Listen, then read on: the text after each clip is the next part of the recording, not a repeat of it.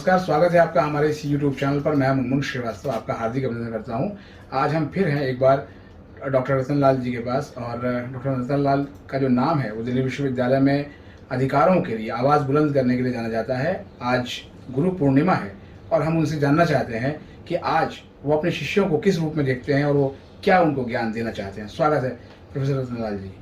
शुक्रिया मुनमुन। और पहले दोस्तों को बता दूं कि मुनमुन श्रीवास्तव लंबे समय से दिल्ली विश्वविद्यालय को कवर कर रहे हैं और एजुकेशन बीट ये संभालते रहे हैं। सीनियर पत्रकार हमारे दोस्त भी हैं और अब आप मुनमुन श्रीवास्तव चैनल भी चला रहे हैं, यूट्यूब चैनल।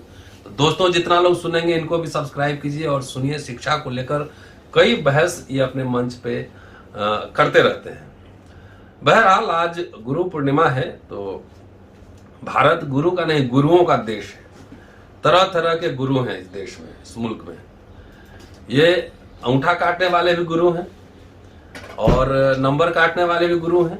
तमाम तरह के गुरु हैं, कुछ अच्छे गुरु भी हैं। तो वो ऐसे गुरु जो बगैर किसी भेदभाव के छात्रों को शिक्षा दे, पढ़ाए, वैसे गुरुओं को नमन है और वैसे गुरु के लिए आप सबको बधाई। और मैं समझता हूँ कि 25 साल, तकरीबन 25वां साल मेरे पढ़ाने का है और मैंने कभी भी वो जो व्यवस्था भारत में रही है ना कि चेहरा दिखाओ हम कानून दिखाएंगे, तो चेहरा दिखाओ उसी हिसाब से पढ़ाएंगे, वो हमने कभी नहीं किया। मेरे छात्रों से आप जाकर पूछ सकते हैं। और मैं तो ये कह रहा हूँ कि हमारी एक पॉलिटिकल समझ हो सकती है, लेकिन पढ़ाने लिखाने और छात्रों के मूल्यांकन में कभी शिक्षक को भेदभाव नहीं करना चाहिए। वैसे ही शिक्षकों से मैं ट्रेंड हुआ हूँ और बकायदा उस चीज़ को मैं लगातार मेंटेन करके रखता हूँ कि किसी तरह कोई छात्र, सपोज मानिए हमारे खिलाफ, अगर वो हमारे किसी बात के खिलाफ वो धरना करता है, रैली करता है, तो मैं छात्रों से पूछ लेता हूँ।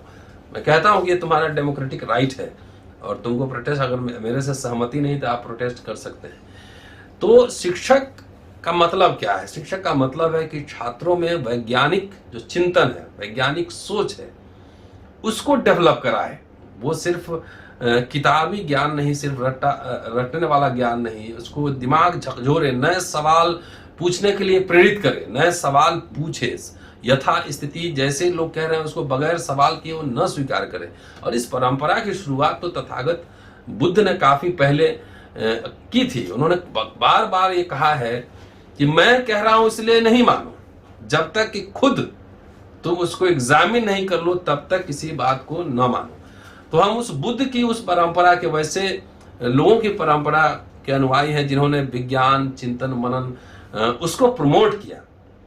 हर समय पाखंड, आडंबर जो है वो रहस्यवाद पे कुठाराघात किया। इसलिए मैं छात्रों से यही कहना चाह रहा हूं कि आजकल दिन जमाना ठीक नहीं। आजकल इतिहास के नाम पे कथा कहानी पढ़ाने की तैयारी हो रही। इतिहास बहुत ही साइंटिफिक विषय है और व्हाट्सएप यूनिवर्सिटी से बाहर निकलिए, किताब पढ़ने की आदत डालिए और हर समय वैज्ञानिक चिंतन, इस पे फोकस कीजिए। जैसा कि आप देखते हैं हम अपने यूट्यूब पे ही बोलते हैं तो बगैर रेफरेंस के हम नहीं बोलते हैं। मोबाइल में भी किताब पढ़ा जा रहा है। तो मैं ये समझ रहा हूं कि अगर टेक्नोलॉजी का इस्तेमाल छात्र बेहतर लर्निंग के लिए कर रहे हैं तो ये अच्छी बात है। टेक्नोलॉजी हर समय जो अपडेटेड टेक्नोलॉजी है उसके साथ ही छात्रों को नहीं, शिक्षकों को भी रहना चाहिए कि जो टेक्नोलॉजी में पिछड़ जाएगा वो ज्ञान प्राप्त करने के रेस में भी पिछड़ जाएगा। तो मोबाइल ठीक है, बहुत सारे लोग इसका गलत इस्तेमाल भी करते हैं, लेकिन मैं समझता हूं कि टेक्नोलॉजी का सही से इस्तेमाल किया जाए तो किसी छात्र शिक्षक की एफिशिएंसी को बढ़ा सकता है।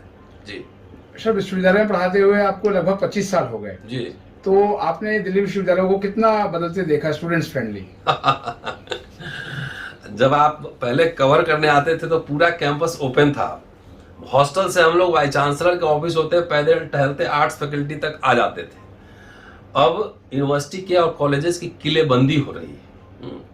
इसको एकदम बुतरू वाला स्कूल के रूप में कन्वर्ट किया जा रहा है। हम लोग समझते हैं कि जो विश्वविद्यालय है उसमें कोई खिड़कियां दरवाजा नहीं होना चाहिए। विश्व से चारों तरफ से ज्ञान विचार आए, उसमें लोग तर्क करें, विमर्श करें, पढ़े लिखे। लेकिन आप हर कॉलेज में जाके देखिए, मैं भी चाहूंगी किसी कॉलेज में चला जाऊं तो ऐसे नहीं जा सकता। छात्रों को पहले रामजस के छात्र हिंदू के रामजस में तमाम आवागमन होता था। कैंटीन में लोग जाते थे, खाना खाते थे, क्लासरूम के पढ़ाने के बाद जो क्लास होती थी कैंटीन में चाहे टीचर्स के साथ, उसमें बहुत सारे व्यवहारिक ज्ञान उसमें टीचर सिखलाते थे।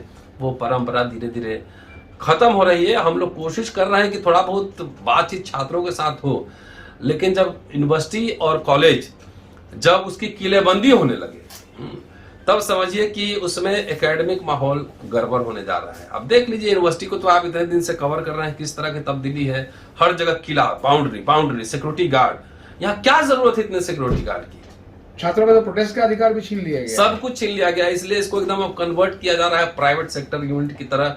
टाई लगा के आइए, हेलो गुड मॉर्निंग करिए, अपना बैठिए और जाइए। अरे यहाँ तो यूनिवर्सिटी का मतलब ही है वैश्विक जो दर्शन है, विचारों, उस पर बातचीत करना। असहमतियों के साथ रहना विश्वविद्यालय है, असहमतियों के साथ। अब एक तरीके से आप चाहेंगे कि उसको एकदम बांध दे पूरा, तो ये विश्वविद्यालय अपना मीनिंग मतलब खो देगा। और खास तौर से पिछले कुछ वर्षों में सरकार का रवैया जिस तरह का रहा है, चाहे जेएनयू हो, दिल्ली यूनिवर्सिटी हो, तमाम विश्वविद्यालय हो, मतलब एकेडमिक रिफॉर्म्स के नाम पे यूनिवर्सिटी को एक तरह से बर्बाद किया जा रहा है। और छात्रों में जो वैज्ञानिक चिंतन की, साइंटिफिक जो नॉलेज की जो एक तैयारी अच्छे से होनी चाहिए, उस पर नहीं है। मैकेनिकल चीज पे, क्रेडिट पॉइंट, डेबिट पे ज्यादा फोकस है। और अब तो न्यू एजुकेशन पॉलिसी आई क्या है, देखते हैं। उसका असेसमेंट 4 साल बाद होगा। लेकिन दिल्ली विश्वविद्यालय में जितना एक्सपेरिमेंट मैंने 15-20 सालों में देखा, उतना एक्सपेरिमेंट शायद दुनिया के किसी विश्वविद्यालय तो में। क्या सर ये एक्सपेरिमेंटल यूनिवर्सिटी बन के रह गई है? लग रहा है हर साल। देखिए ना, कब कौन सिलेबस चेंज हो जाता है, क्या हो जाता है। कभी सेमेस्टर है, कभी ये कोर्स ऐड हो गया, कभी ये डिलीट हो गया। मतलब अजीब है। हम लोग इसी विश्वविद्यालय में पढ़े हैं, 400 रुपया फीस देके पढ़े हैं, और टीचर्स ने पढ़ा के बनाया है इसे, इसी विश्वविद्यालय ने बनाया, आप सबने देखा होगा। लेकिन अब धीरे धीरे वह परंपरा कहीं ना कहीं विलुप्त होती जा रही है, और एक तरह से बाजारवाद की होड़ में विश्वविद्यालय को घुसेड़ने की जो है पूरी तैयारी चल रही है। तो ऐसी स्थिति में सर आप छात्रों को क्या सलाह देंगे, खासतौर पर ग्रामीण छात्रों को जो कि दिल्ली विश्वविद्यालय में पढ़ने का सपना लेके आते हैं? अब तो मुश्किल हो जाएगा ना, धीरे धीरे सब इतना महंगा हो रहा है। हमारे जैसे छात्र अब कहाँ पढ़ पाएंगे? हॉस्टल बना नहीं रही है, फीस बढ़ रहा है। प्राइवेट हॉस्टल्स में 15-20 हजार रुपए लगते हैं। गरीब आदमी के पहुंच से बाहर हो रही शिक्षा। वो सिर्फ प्राइम खिचड़ी खाए, स्लेट छीन लिया गया है, हाथ में प्लेट पकड़ा दिया है कि मिड डे मील खाओ, खिचड़ी खाओ, मस्त रहो। तो ये पहुंच के बाहर है। और जब तक इसमें, देखिए, न्यू एजुकेशन पॉलिसी आया तो संसद में कोई बहस नहीं हुआ, कोई बहस नहीं, बगैर बहस के ये पॉलिसी आ गई। तो हमारा कहने का मतलब है कि लोकशाही है। देखिए, लंका बगल में है, वहां संकट से गुजरा था, राष्ट्रपति को भागना पड़ा। जन आंदोलन, तो जितने ही जन कल्याण के मुद्दे हैं, लोगों को आना पड़ेगा, सवाल उठाना पड़ेगा कि अब गरीब आदमी, छात्र अब नहीं पढ़ सकता है, इतना महंगा एजुकेशन हो रहा है। आज सर गुरु पूर्णिमा है, और बहुत संक्षेप में आप बच्चों को क्या सलाह देंगे कि माहौल तो यही है, माहौल बदलता दिख नहीं रहा? नहीं, बच्चों को तो यही सलाह है कि जो ज्ञान है, विश्वविद्यालय ये एम्प्लॉयमेंट एक्सचेंज नहीं है। हम जो पढ़ते पढ़ाते हैं वो परिवर्तन के लिए हैं, और साइंटिफिक सोच को डेवलप करने के लिए। इसलिए मैं सारे दोस्तों से, छात्रों से अपील करूंगा कि आस्था वाली पढ़ाई पे ध्यान न दें, जहां पे वैज्ञानिक सोच हो, जहां पे आपको सवाल करने की आजादी हो, वैसे ज्ञान परंपरा को आगे बढ़ाइए, स्वीकार कीजिए। शुक्रिया। बहुत बहुत धन्यवाद सर।